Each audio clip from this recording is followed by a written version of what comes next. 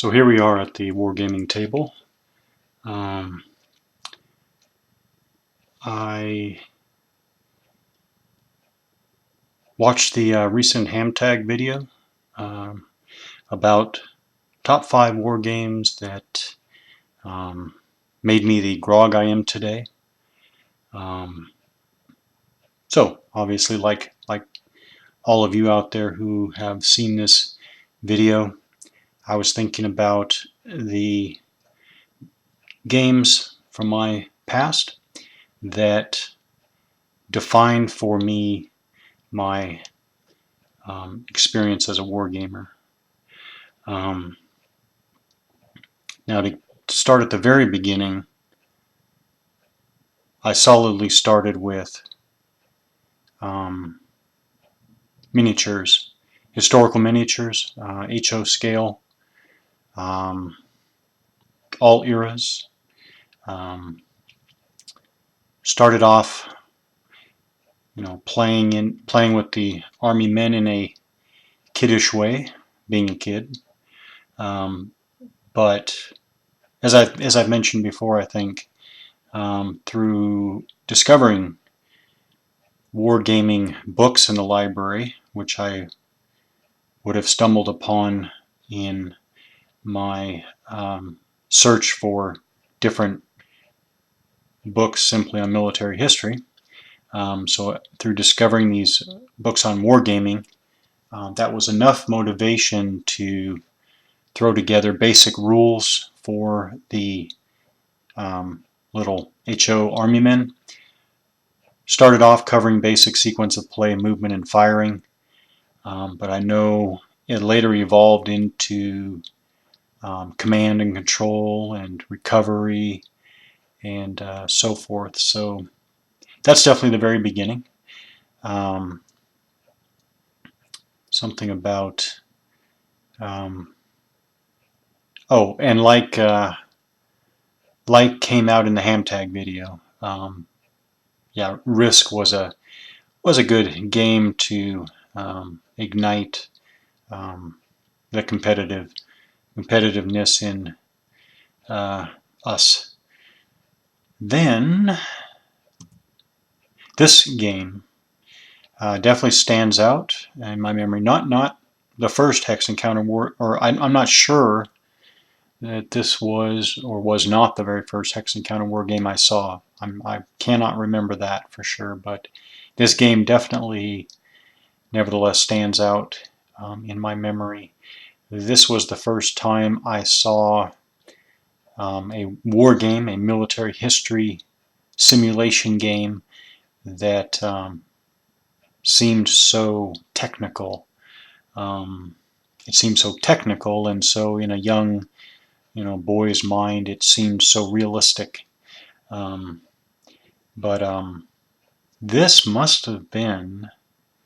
um, must have been 80, around 80 and 81 time period. So this game really, not even that it was of great interest to me at the time that I could actually play it, um, but it has stuck with me ever since as a clear, positive memory of how I could really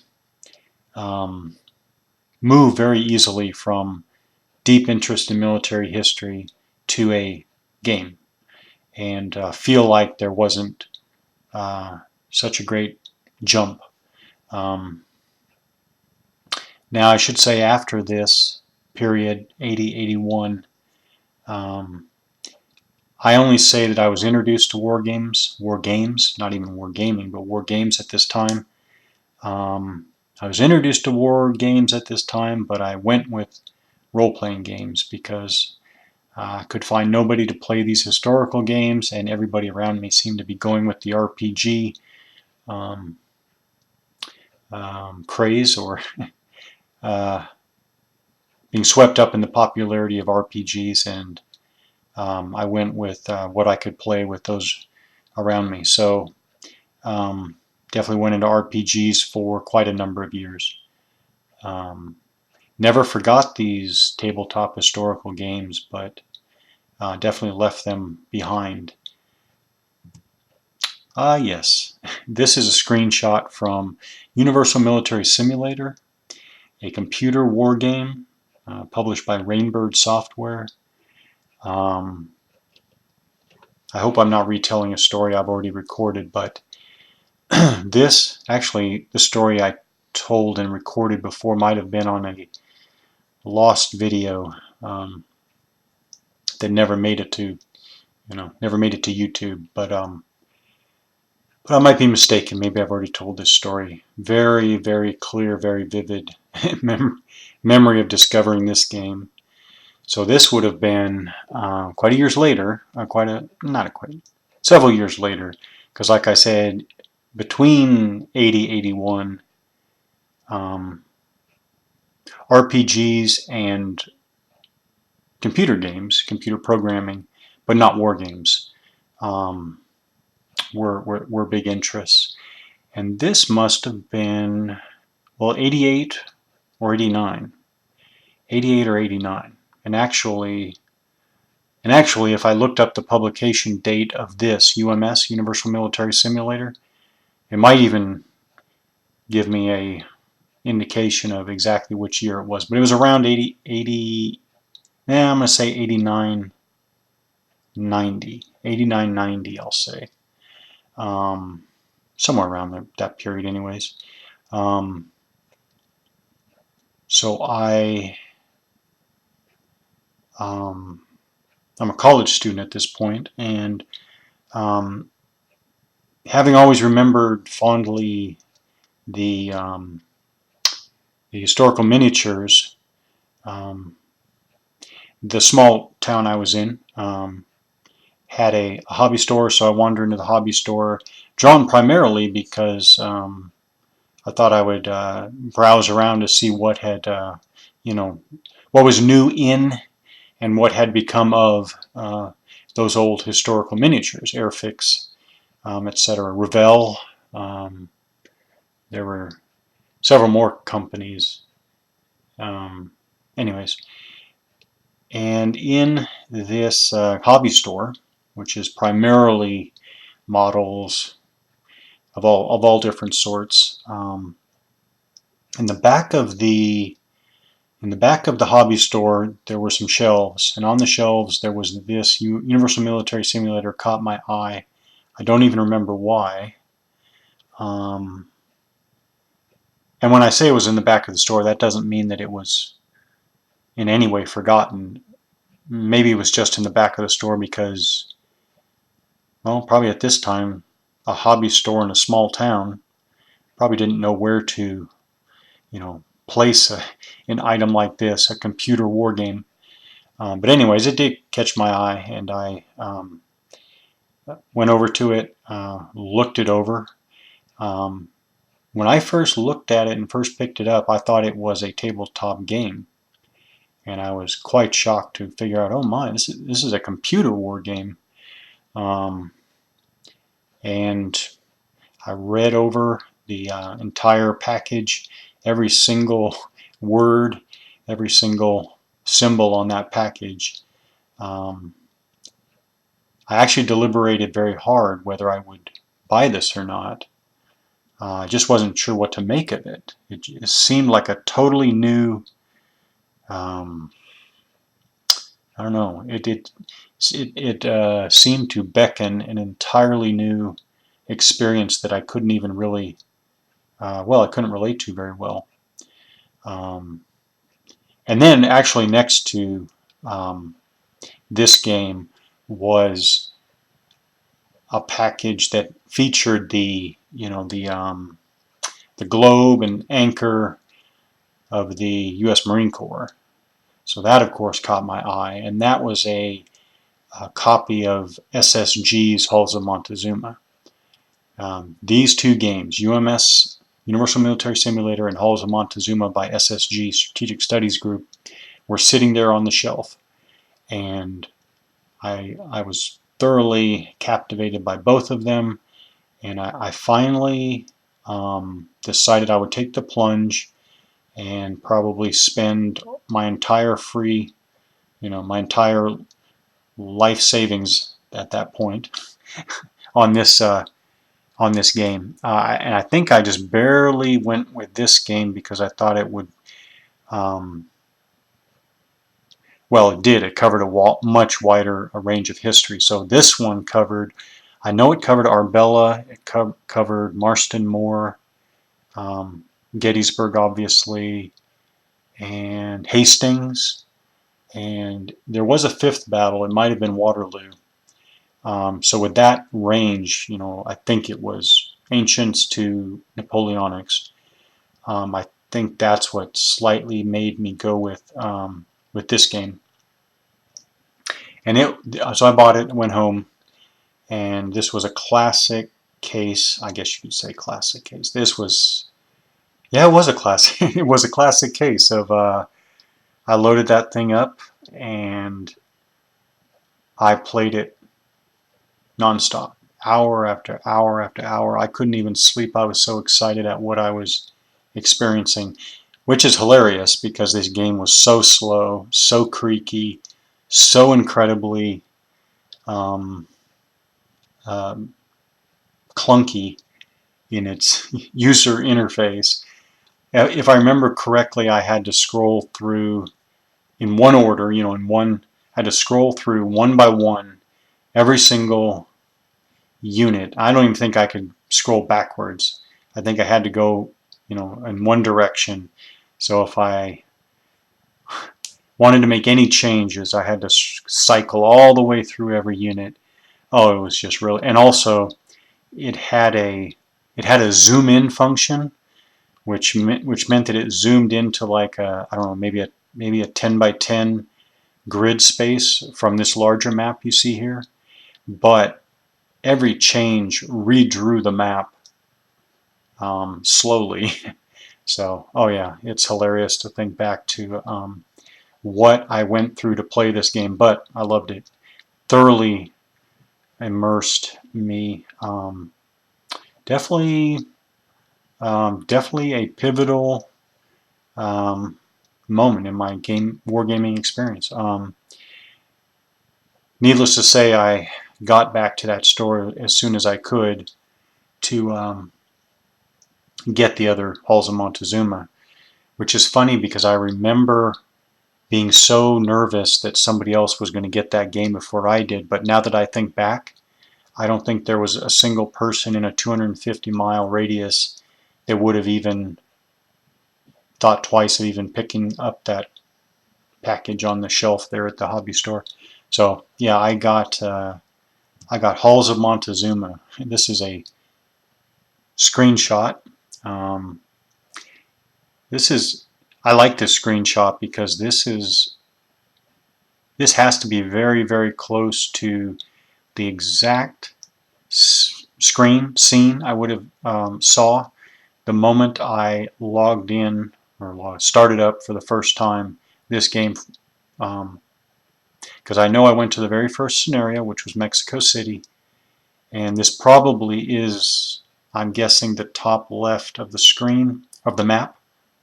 And so this would have been, I think, probably where the program would have started that very, very first time.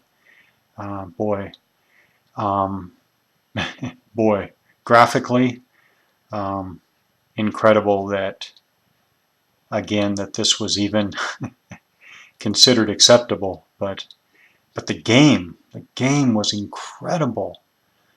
Oh, I'm gonna devote more time to SSG's games themselves because we're talking about ancient games here that deserve to be never forgotten for what they achieved. The AI, not to mention, I went from not one of the worst, I went from UMS, which was a poster child, certainly at the time, for poor user interface, to this game, which had pretty much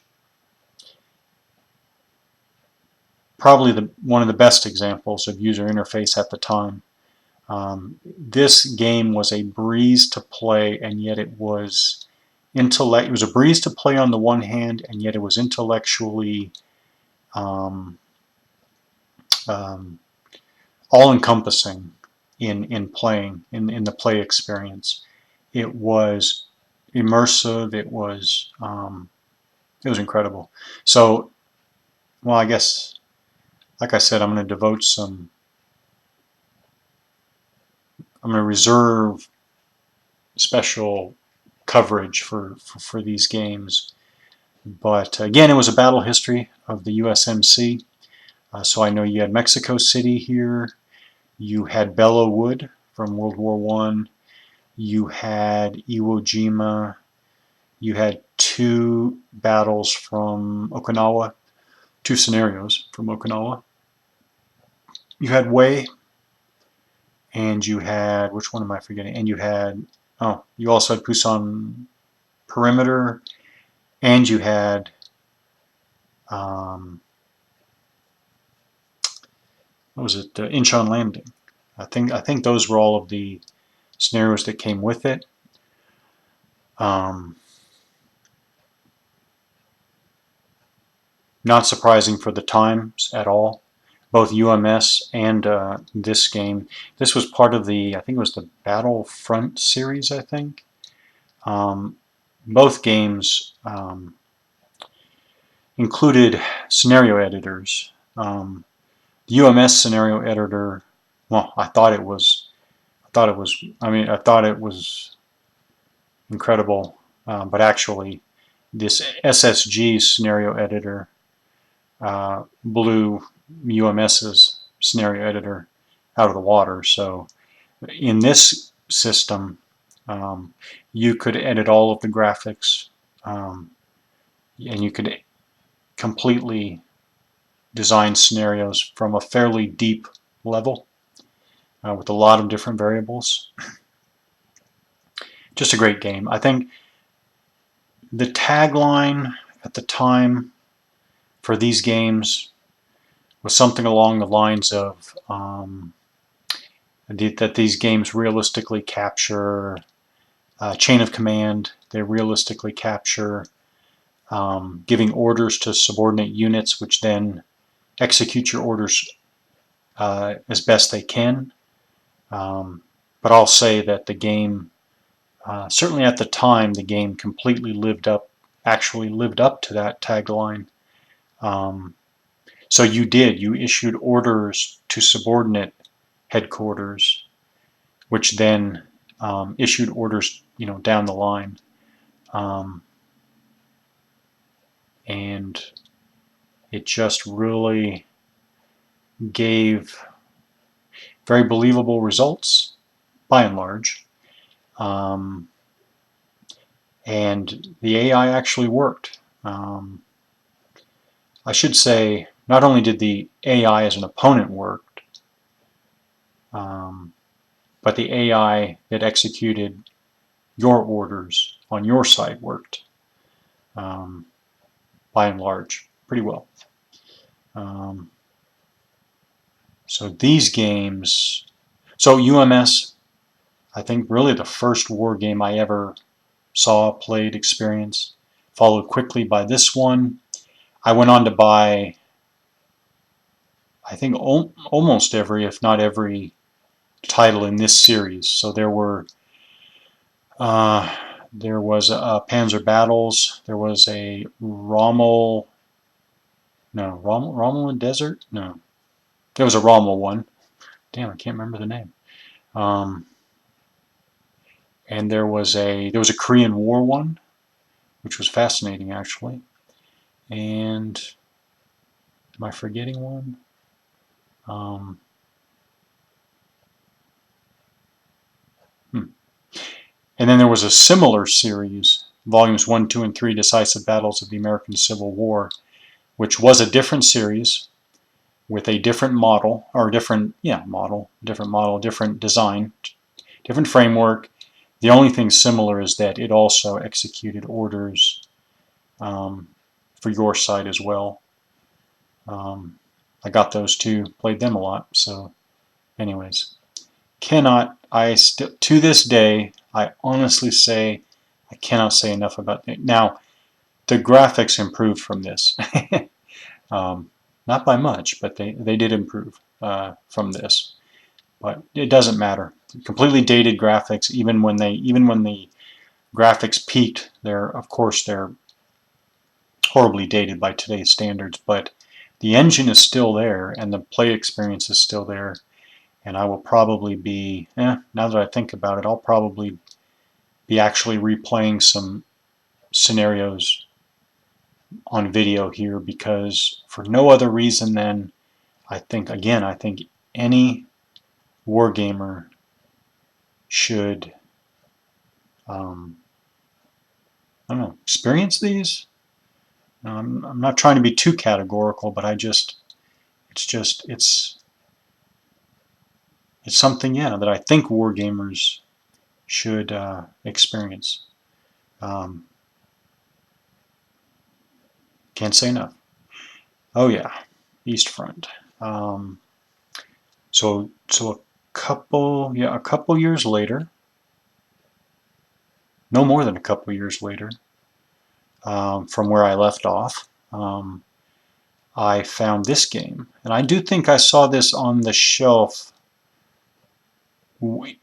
when it was probably a year old, maybe even a little less than a year old. But anyways, I saw it on the shelf shortly after the publication of this version.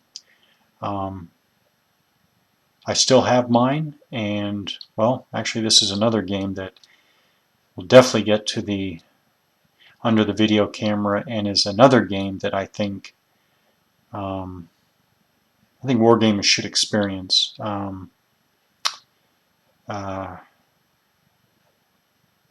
Which is not to say, I mean, I completely understand some wargamers, I guess, non-interest in block games. And of course, this is East Front, and I completely understand that so many wargamers have some particular East Front game that is kind of their go-to East Front game. Completely understand that, but just for the design landmark that this game represents, I think gamers should experience it. But anyways, this game, not only was I taken from this game after halfway through reading the rule book for the first time, I knew I was into this game. This game actually led to my, I guess when I talk about the influence of these games on my development as a historical wargamer, I definitely can point out that this game, East Front by Columbia Games, almost directly led to my senior project, which, was my capstone work as an undergraduate, studying modern military history, by the way. Yes, so I had the flexibility to actually design a historical simulation as my senior project. And mine was on Operation Diadem in Italy, and I actually bought blank blocks from Columbia Games. It's funny because way back this would have been 1992 or so, maybe 91 or 92. I contacted Columbia Games on the phone and ordered blocks from them. Pretty funny. It would be so much easier today. But so I ordered the blocks direct from Columbia Games, and then that was the only thing. Everything else was homemade for this senior project.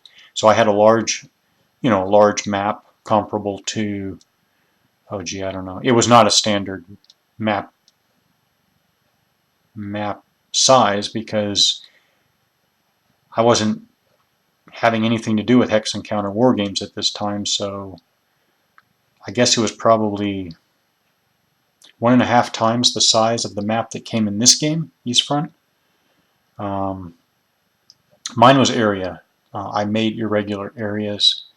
I drew it straight from the the U.S. Army green books, hand drawn, obviously, uh, and the labels I made out of. What did I make them out of? I did them on the computer with some type of graphics program, and I had them. I had them. I know I had them printed out at Kinko's, but I don't remember how I did the. I don't even remember how I adhesed them to the blocks. I still have them, by the way. I should dig them out. I have everything but the map. I, I'm really uh, disappointed I lost the map at some point over the years, but I actually have everything else, rules and blocks, so I guess I should get them out and show the camera what I'm talking about. But yeah, this game led directly to my senior project, which was the culmination of my undergraduate military history studies. So pretty significant influence here. Oh yeah, and then Panzer Grenadier. So now we have to fast forward quite a number of years, because after East Front and finishing undergrad, um, I basically go through the first years of my Army career, when I didn't have anything to do. Didn't have anything to do with gaming, didn't touch games. Yeah. I'm trying to remember. I guess in the first good decade of my Army career, I definitely played no tabletop games at all. I dragged along my East Front and Bobby Lee. I dragged those along with me. That's true. I don't even know how those two games survived the years, actually. Um, but while I did nothing with tabletop games, sporadically I did kind of check in and see what was the latest thing in computer war games. So I was vaguely aware of. Well, I mean, I guess I left off with the SSI, what I call the SSI classics, which actually are the SSI games predating their hugely successful, what was it, Panzer General, something like that. See, by the time was it Panzer General? Well, I hope you know which one I'm talking about. They're hugely successful game. Uh, uh, I was fading out of any regular gaming at that point. Um, so for me, the classic SSI games are the Battles of Napoleon game. Super detailed. I actually have some stories to tell about playing that game, but for another time.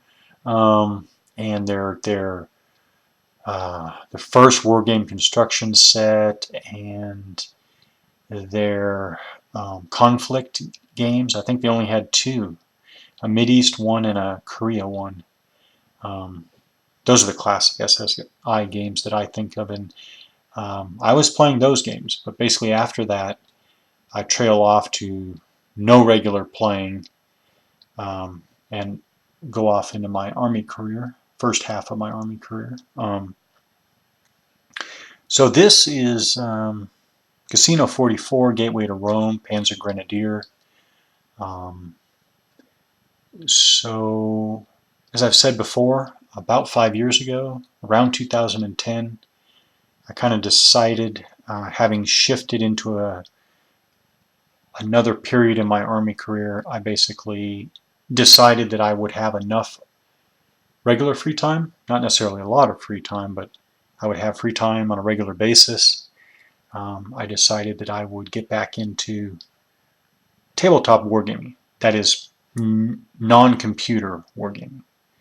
Um, And shortly after that time period, I said, you know what, it's time to get back into Hex Encounter war games. And it's funny, I read some things online about Panzer Grenadier, how easy it was, how undetailed it was, um, so on and so forth. And then very shortly afterwards, walked into a local game store, and wow, look at that, Casino 44, a Panzer Grenadier game right there on the shelf.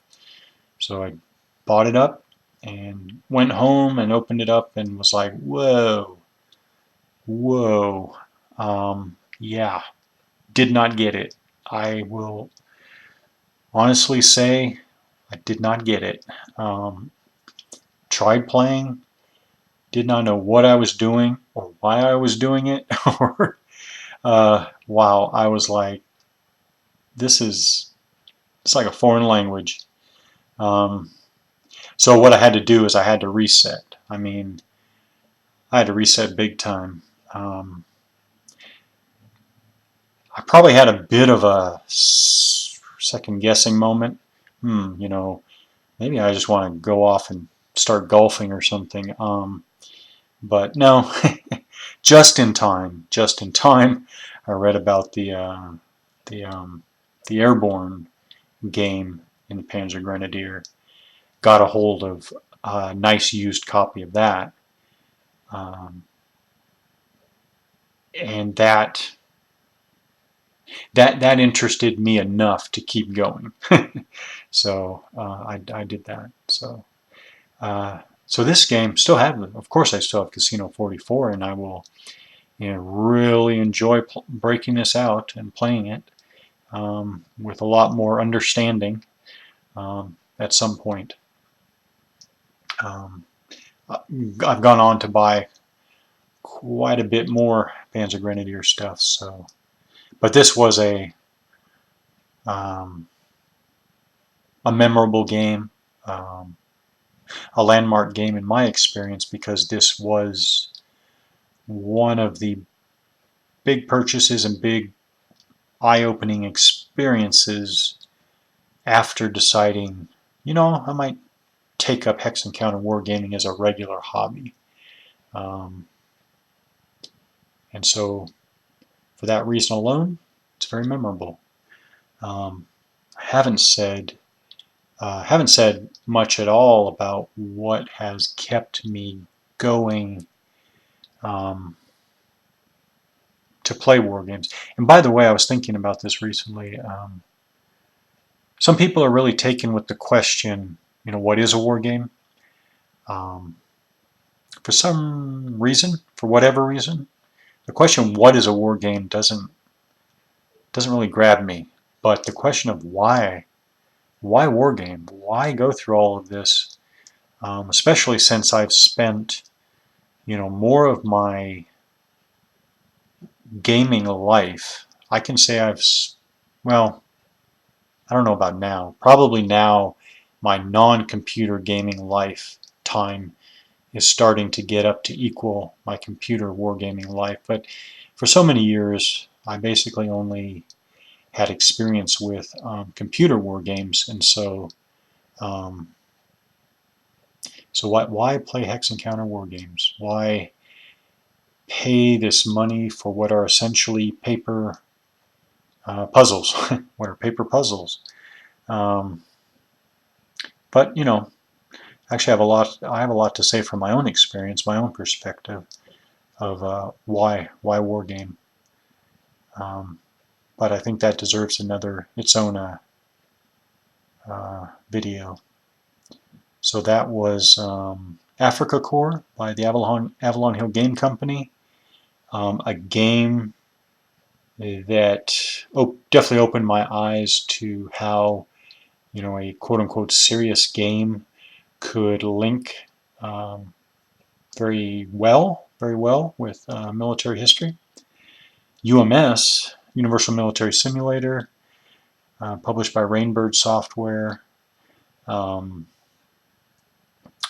definitely opened my eyes to uh, how a computer could execute a, again, quote-unquote serious war game.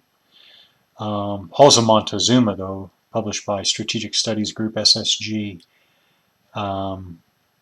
really, it was with Halls of Montezuma and the other titles in that series where I have my first, oh yeah, actually, yeah, this is why Halls of Montezuma is such a landmark game for me in my experience. I could play, so I hear Hex Encounter wargamers telling stories about, playing, I don't know, playing a Europa game for, you know, 3 days straight.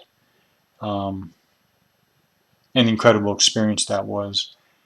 The SSG games, I could certainly go all night playing those. They were totally engaging, um, and they created, which is funny because you're just sitting there in front of the computer playing by yourself, but they playing those games created incredible gaming memories. And again, I'm going to talk about those gaming memories when I talk about those games in particular. Then we have East Front. East Front's not a hex encounter war game. It's a block game with large hexes, but I guess you could say East Front was a landmark for me because it brought me back to tabletop historical gaming after having just been introduced to them many years earlier.